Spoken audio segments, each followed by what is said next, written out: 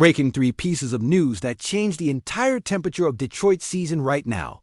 And you're hearing it here first, because this is the window. This is the moment.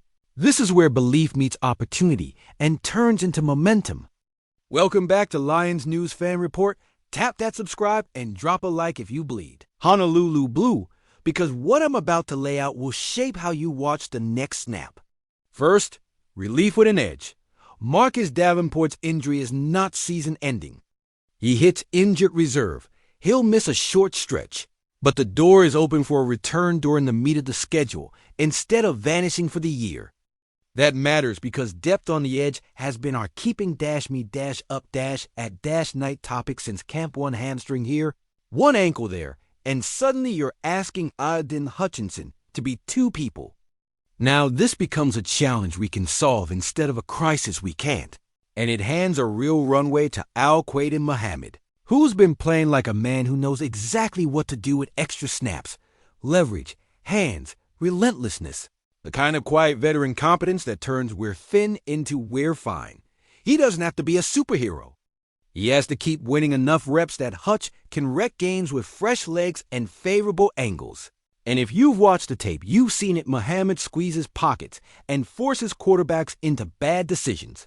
And that is exactly how you steal possessions against the quarterbacks on our schedule. Second, the left side heartbeat is stabilizing. Taylor Decker's shoulder has been the weird subplot. Limited here, out there, then full participation, then a holdout from practice and 100% of the game snaps anyway, like the veteran he is. The message is simple. They are managing him to make sure he's on the field when the lights are brightest. And when Decker is in, everything else clicks communication on twists, the runway for David Montgomery's jump cut lanes, the extra 1/10 of a second. Jared Goff needs to rip that glance route to Amon-Ra St. Brown that keeps the chains alive and the crowd quiet. Around that, other green lights tilt our way. Kirby Joseph trending right. Jack Campbell strapping it up. And yes, that hybrid chess piece we've wanted to actually deploy Sean Vaki. Cleared to contribute with Trevor. Now Waski as a core team's hammer. Is Vaki RB, slot motion, kick unit demon? Answer, yes. You don't build a 53 with just starters. You build with men who swing hidden yards and short fields, and Vaki screens hidden yards. That's good news 2.5, and it matters on Monday nights and cold. Sundays when one field position flip is the difference between a field goal and a punt. Third, the matchup board across from us isn't pristine. Baltimore Lamar's gravity is real. Their fronts are violent. Their culture doesn't blink. But there are absences and limitations that change how you attack. Multiple starters have been on the wrong side of the game status line. And even for those working back, they're not full tilt yet. That's where Detroit can and must be ruthless.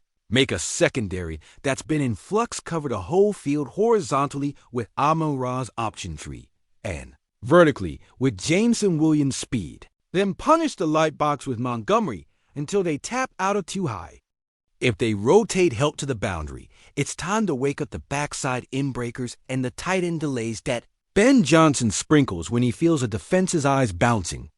If they send extra, our answers are built into the plan.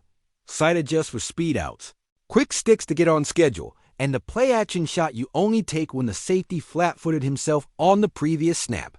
We also have something we didn't have a few years back, role players who fit like puzzle pieces. Caleb Raymond to force leverage errors in the slot. Isaac Tesla as a big-body 3rd and 7 trust throw. Gibbs as the jet you can park at WR to create empty without changing personnel. These are the little levers you pull to turn a good plan into a defense that's gasping on snap 55.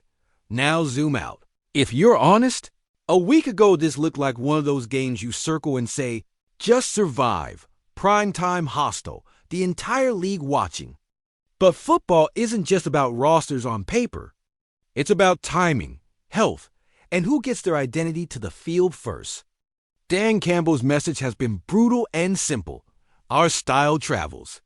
If we fix the first quarter, no self-inflicted wounds, no long down in distance, no sudden change giveaways, Detroit is in every fight.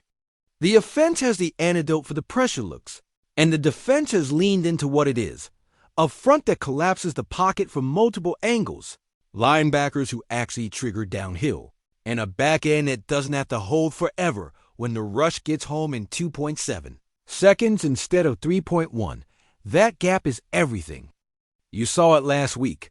When the rush dictates, our takeaways aren't flukes, they're a pattern. And with Davenport's path back on the horizon instead of in the graveyard, the rotation has a sustainable shape. Hutchinson's chaos, Muhammad's steady wins, interior push from whoever draws the single, and timely simulated pressure from Campbell and Anzalone that looks like 5 but plays like 4. Offensively, here's the execution checklist I'll be staring at. First 15 scripted to punish tendencies, one early deep shot to make the safeties honest, a steady drip of under-center runs to keep the linebackers from flying, and the patience to punt instead of handing out short fields. Goff in these environments is a gamer-calm feat, good answers, and that one drive per half where he strings 4 straight big boy throws and takes the oxygen out of the stadium. If Decker holds up as expected, and we avoid the pre-snap nonsense that gives them crowd fuel, the efficiency game becomes our friend, and that's when St. Brown goes to work as the best problem solver in the NFC North. Defensively, the Lamar rule: you will not stop him. You will limit where he hurts you. Box fits have to be clean. Edges must keep their outside arm free. And your eyes must be disciplined on the mesh, because the one time you peek, he's 28 yards up the sideline. The trade you take is this: make them finish drives with perfect red zone execution instead of 45-yard explosives. Detroit's red zone defense has lived on tips and tight windows, with length at the catch point and a rush that shrinks throwing lanes. You can steal 3 points there, and in games like this, 3 points feels like 12. Special teams will be the unequal, too. If Vaki gets 1 crease on a return, if Jack Fox drops 2 inside the 10, if the coverage units win the lane battles, the cumulative pressure stacks, and you feel it in the fourth quarter when the other sideline is pressing. And that's when Campbell loves to throw the body blow. A 4th and 1 you go get behind Frank Ragnow. A boot to a tight end leaking late. A toss crack that rides Montgomery's patience until somebody misses a tackle. You want a prediction? I flipped. Earlier in the week, I had Detroit losing a 1-score slugfest because of the road factor. With Davenport's outlook no longer catastrophic, with Decker functioning, with our rotational help back, and with their inactives changing the chessboard, I'm calling Lions 27-24 in a game that feels like a playoff rehearsal tight. Chippy, decide by 3 snaps you remember in December. Tell me yours in the comments, like your football soul depends on it. Who scores? Who takes the ball away? What decides it: clock, turnover, or explosive? And while you're there, lock in with the community. This channel is where we ride out the Mondays and warm up the Sundays together. So if you're new, hit subscribe now so you don't miss the live breakdowns and the midweek film cuts that show you why the next opponent is already scared. My take: no hedging. This roster has grown from fun to for real.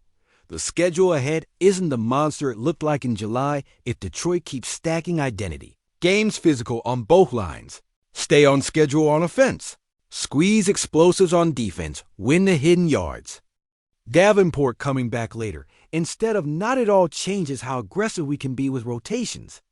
Decker being managed smart means the blind side isn't a coin flip.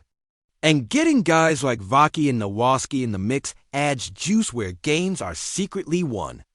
If we execute that plan, we walk out of nights like this with the NFL talking about Detroit differently on Tuesday morning. That's my honest read as a fan who lives this nervous, proud, convinced the window is open right now. Your turn. Are you with me on 27-24, or do you see a different script? Who's the hero? Drop your score and your X factor below, and let's go win another week together.